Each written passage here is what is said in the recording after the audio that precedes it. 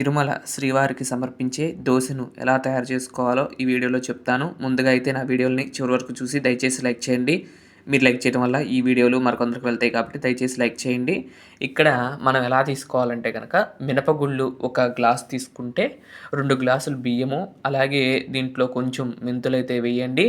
చాలా మంచిది. అలా ఒక రోజల్లా కూడా ఒక నైట్ అల్లా కూడా నానబెడితే చాలా బాగుంటుంది. అంటే ఇవాళ స్వామివారికి రేపు పొద్దున్నే సమర్పించాలి కాబట్టి ముందు రోజు సాయంత్రమే ఈ యొక్క నానబెట్టుకోండి. పొద్దున్నే వీటిని గ్రైండ్ వేసుకుని ఆ తర్వాత స్వామికి సమర్పిస్తే బాగుంటుంది. అలాగే మనం మామూలు దోశలు వేరు, స్వామికి సమర్పించే దోశల్లో కొంచెం వెరైటీ ఉంటుంది. అది కూడా ఎలా చేస్తామనేది చూడండి. ఇక్కడ మొత్తం కూడా మనం ఎంతైతే ఉందో బియ్యమో అవన్నీ కూడా తీసుకుని ఈ విధంగా చిన్న మిక్సీ జార్లోకి వేసుకుని లేదంటే గ్రైండర్ కూడా వేసుకోవచ్చు. మిక్సీ జార్లో అయినా పర్వాలేదు. ఇంకా మంచిది ఏంటంటే కనుక రోట్లో రుబ్బితే ఇంకా మంచిది. అలా కూడా చేసుకోవచ్చు. కొంచెం కూడా వాటర్ లేకుండా అవన్నీ కూడా తీసి అలా వేసుకోవాలి. అలాగే వేసుకున్న తర్వాత ఇక్కడ స్పెషల్ ఏంటంటే కనుక ముందు చిన్న వాటర్ డ్రాప్ కూడా లేకుండా ముందు మిక్సీ వేసేసుకోండి. అలాగే నీళ్ళు కూడా ఎక్కువ అసలు నీళ్ళు అనేది వాడకండి. ఎలా ఏం వేస్తాననేది ఇక్కడ చూపిస్తాను చూడండి విశేషంగా. అంటే అది వేసినట్లయితే చాలా బాగుంటుంది పిండి. అయితే మేము అవి టేస్ట్ కూడా చేసాము. చాలా బాగున్నాయండి దోశలు. అయితే తిరుమలలో కూడా ఇదే విధంగా స్వామివారికి దోసపిండి వేస్తూ ఉంటారు. ప్రతిరోజు కూడా ఈ ధనుర్మాసంలో విశేషంగా స్వామివారికి దోస పడి అనే నైవేద్యాన్ని సమర్పించటం జరుగుతుంది. ఆ నైవేద్యాన్ని ఇప్పుడు మీకు చూపిస్తున్నాను చూడండి. ఈ విధంగా ఒకసారి బాగా తిప్పిన తర్వాత కొంచెం ఇలా అయితే వస్తుంది. కొంచెం లైట్గా వాటర్ ఉన్నాయి కాబట్టి కొంచెం ఈ పేస్ట్లో అయితే వస్తుంది. ఆ తర్వాత ఇక్కడ స్పెషల్ ఏంటంటే కనుక నెయ్యి ఇదండి ఆవు పాలతో చేసిన పెరుగును వేస్తాము. అయితే మీరు మామూలు పెరుగు వాడచ్చు, కానీ ఆవు పెరుగు వేస్తే మాత్రం చాలా బాగుంటుంది రుచి. నేను కూడా అలానే ఆవు పాలు తీసుకుని ఆవు పాలను తోడేసి ఆ యొక్క పెరుగునైతే వేసేసాము. మీగడతో సహా వేసేయాలి. ఈ విధంగా వేసేసిన తర్వాత బాగా పేస్ట్ అయితే వస్తుంది. ఇంకా మనం వాటర్ పోయవసరం ఈ పెరిగే అక్కడ వాటర్ అయ్యి మనకి ఇక్కడ వస్తూ ఉంటుంది. ఆ పైన పేస్ట్ అనేది అలా వస్తుంది చూడండి. మిక్సీ బాగా పట్టుకున్న తర్వాత చూపిస్తాను చూడండి. ఎంత స్మూత్గా ఉంటుందంటే కనుక మనకి మామూలుగా నార్మల్ దోసపిండి ఎలా అయితే ఉంటుందో అదే విధంగా అయితే వచ్చేస్తుంది. మీకు కూడా చూపిస్తాను చూడండి. చాలా బాగుందండి. దోసపిండికి మాత్రం దోసగాని చాలా బాగా వచ్చింది. తిరుమలలో ఎలా అయితే చేస్తారో అదే విధంగా నేను ట్రై చేశాను. చేసిన తర్వాత చాలా బాగా కుదిరిందండి. మీకు కూడా చూపిస్తాను చూడండి. ఆ పిండిని ఇలా మనకు దోసపిండి ఇంకా వాటర్ లేకుండా చక్కగా పల్సగా అయిపోయింది చూసారా. ఇలా అయిపోయేలాగా చేసుకోవాలి బాగా మెత్తగా. మీరు గ్రైండర్ అయినా వేసుకోవచ్చు, లేదంటే రోట్లో రుబ్బితే ఇంకా మంచిది. స్వామివారి కోసం ఓపిక ఉన్నవాళ్ళు అలా కూడా చేసుకోవచ్చు. ఈ ప్రసాదాన్ని స్వామికి సమర్పించి చూడండి ఎంత బాగుంటుందో. స్వామివారు కూడా చాలా తృప్తి చెందుతారండి ఈ యొక్క ప్రసాదం స్వీకరించిన తర్వాత. స్వామివారు అంత బాగుంటుంది. ఆ తర్వాత ఇలానే ఉంచి మనకి సరిపోయినంత ఉప్పు అయితే వేసేసేయండి. ఉప్పు వేసేసి ఒక మిక్సీ పెట్టేసేయండి. అయితే ఇవి వేసిన తర్వాత ఒక అరగంట లేదా గంట సేపు పిండిని అట్లా పక్కన పెట్టేసేయండి. ఆ తర్వాతే మనం దోశలు వేసుకుంటే చాలా బాగా వస్తుంది. ఎమ్మటే వేసేస్తే కనుక రావు అంతా.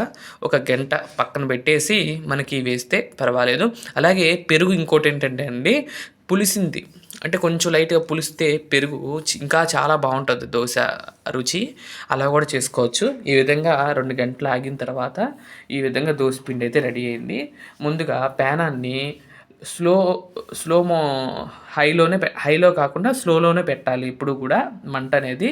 ఇక్కడ చూసినట్లయితే అలా స్లోలో పెట్టి కొంచెం లైట్గా వాటర్ వేసి చూసుకోండి. అది బాగా కాలింది అనుకున్నప్పుడు దోశ అయితే వేయండి. ఈ దోశలు మరి ఇంకోటి చెప్తున్నాను, బాగా నల్లగా కాలవకూడదు, మరీ ఎర్రగా కాలవకూడదు, మీడియం సైజులో అయితే ఉండాలి. మీకు ఇక్కడ చూపిస్తాను చూడండి. అట్లా ఎక్కువగా తిప్పకూడదండి. ఈ యొక్క దోశలు ఏంటంటే స్వామికి సమర్పించేవి కాబట్టి బాగా అంటే మనం వేసుకుంటూ చూడండి పల్సటి అలా వేయకూడదు, కొంచెం దిబ్బరొట్లాగానే ఉన్నట్లుగా వేసుకోవాలి. ఆ తర్వాత ఇక్కడ స్పెషల్గా ఏంటంటే స్వామివారికి సమర్పిస్తున్నాం కాబట్టి ఆవు నెయ్యి యూజ్ చేసి ఈ యొక్క దోశను కాలుస్తే చాలా బాగుంటుంది. చాలామంది ఏంటంటే కనుక తిరుమలలో నెయ్యి దోశ అయితే వేస్తూ ఉంటారు, కానీ మన కొంత ప్రాంతాల్లో ఆ యొక్క నెయ్యి దోశ అనేది అలవాట్లేదు. మామూలు నూనెతోనే వేస్తాం కాబట్టి అలా కూడా వేసుకోవచ్చు. కానీ ఆవు నెయ్యితో వేస్తే చాలా బావుంటుందండి. ఆ సువాసన గాని, స్వామివారికి సమర్పించేటప్పుడు గాని, ఆ తర్వాత అని నిజం చెప్తున్నానండి. ఈ ప్రసాదాలన్నీ తయారు చేయటం మొదలుపెట్టిన తర్వాత రోజుకో ప్రసాదం చొప్పున చేస్తూ ఉన్నాను. కానీ స్వామివారు పెట్టకముందు ఒక రుచి గాని, స్మెల్ గాని ఉంటుంది. స్వామివారికి పెట్టినాక ఆ స్మెల్ గాని, రుచి గాని చాలా మారిపోతుందండి. అది చాలా బావుంటుంది దోస కూడా. అంటే ఈ ప్రసాదం చేసి అప్పుడు ఏం స్మెల్ అనిపియలేదండి. ఉదయమే చేశాను. కానీ ఆ తర్వాతయితే చాలా స్మెల్ అంటే స్వామివారికి సమర్పించిన తర్వాత ఆ నివేదన స్మెల్ అంతా కూడా వస్తుంది. స్వామివారు స్వీకరించారు అనటానికి నిదర్శనం ఇదేనండి. ముందు ఎటువంటి స్మెల్ అయితే ఉండదు. పూరీలో కూడా ఇప్పుడు కూడా అంతేనండి. ముందు ఎన్ని వంటలు వండినా కూడా ఒక్క చిన్న సువాసన కూడా రాదంటండి. ఎప్పుడైతే జగన్నాథుడు సమర్పించి, జగన్నాథుడు స్వీకరించిన తర్వాత ఆ స్మెల్ ఏంటండి చాలా బాగా వస్తుందంటండి. అప్పుడే అనుకుంటారు. అంటే ఆ స్వామి స్వీకరించాడు కి గుర్తుగా ఈ యొక్క ఉత్సవాన్ని అంటే ఆ యొక్క స్వామి చూపిస్తారని చెప్తాను. ఈ విధంగా దోసెను అదిగోండి లైట్ ఫ్లేమ్‌లో ఎలిగించుకొని ఈ విధంగా అయితే వచ్చింది. ఇది కొంచెం లైట్‌గా బ్రౌన్ వచ్చింది కానీ ఇంకొంచెం తక్కువనే పర్వాలేదు. ఇంకొంచెం ఎక్కువైతే అవ్వకూడదు. ఈ విధంగా 3 దోసెలైతే వేసుకున్నాను స్వామివారి కోసం. మీరు కూడా ట్రై చేయండి. స్వామివారికి ఈ దోసెలను సమర్పించండి. మీరు కూడా ఆ స్వామివారికి ఈ దోసెలు సమర్పించి మీరు కూడా స్వీకరిస్తే ఆ స్వామివారికి చాలా బావుంటుంది. మీకు కూడా ఆ స్వామివారి యొక్క అనుగ్రహం ఉంటుంది కాబట్టి ఒక్కసారి ట్రై చేయండి. నేను చూపించింది ఎలా ఉంది ఏంటనేది తప్పకుండా కామెంట్ చేయండి. ఈ విధంగా స్వామివారికి దోస కూడా సమర్పించటం జరుగుతుంది తిరుమలలో. అదేవిధంగా మన శాంతి నిలయంలో శ్రీవారికి కూడా ఈ విధంగా సమర్పించటం జరిగింది. చూసారా? అట్లా కొంచెం, కొంచెం పెద్దదైతే గనక అట్లా 3 సార్లు తిప్పండి. తిప్పితే మంచిది. తర్వాత కొంచెం నెయ్యి వేసి, ఆ తర్వాత 2 వైపులా కాల్చుకొని చక్కగా పక్కకు పెట్టేసుకుంటే మనకి దోస అయితే రెడీ అయిపోతుందండి స్వామివారికి. ఈ విధంగా స్వామివారికి నివేదన పెడతానికి మనం దోసలైతే రెడీ చేసేసుకున్నాం. దోస ఎలా అనిపించింది, ఎలా తయారు చేయాలో చెప్పాను కదండీ! ఈ విధంగా ఫాలో అవ్వండి. తప్పకుండా మీరు కూడా దోస చేసుకోగలరు. స్వామివారికి సమర్పించి, స్వామివారి యొక్క ఆశీస్సులు మీరందరూ కూడా పొందాలని నేను కోరుకుంటున్నాను. వీడియో ఎలా అనిపించింది ఏంటనేది కూడా తప్పకుండా కామెంట్ చేయండి.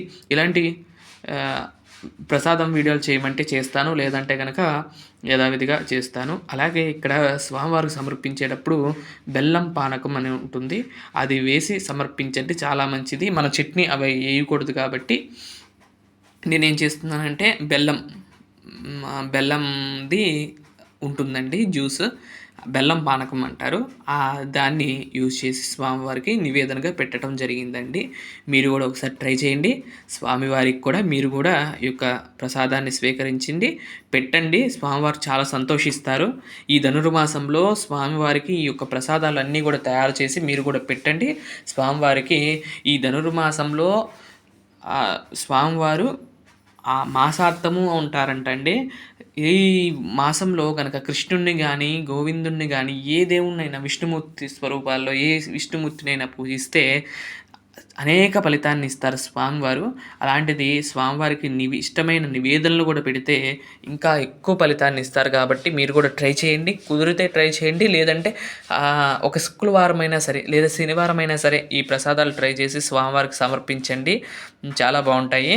ఈ విధంగా స్వామివారికి నిన్న ఉదయము పూజ అంతా కూడా పూర్తయినాక చూడండి స్వామివారు పుష్పాలంకరణలో మనకి దర్శనమిస్తూ ఉన్నారు. తిరుప్పావై సేవ అన్ని సేవాకాలం అంతా కూడా పూర్తి అయిపోయిన తర్వాత స్వామి అమ్మవార్లు మనకి ఈ విధంగా దర్శనాన్ని ఇస్తున్నారు. చూడండి ఎంత బాగున్నారో కదండి. ఆ కృష్ణుల వారు ఆ తర్వాత గోదా అమ్మవారు కూడా చక్కగా చీర కట్టుకుని మనకు దర్శనాన్ని ఇస్తూ ఉన్నది. ఇక్కడ చూసినట్లయితే ఇక్కడ అధ్యయనోత్సవాల్లో స్వామివారు ఇక్కడ మనకి ఏకరూపంలో స్వామివారు అమ్మవారితో కూడి కాకుండా స్వామివారు ఒక్కరే మనకి దర్శనాన్ని ఇస్తూ ఉన్నారు. చూడండి శేష వాహనం మీద కలియుగ ప్రత్యక్ష దైవం వెంకటేశ్వర స్వామివారు మనకి దర్శనాన్ని ఇస్తూ ఉన్నారు.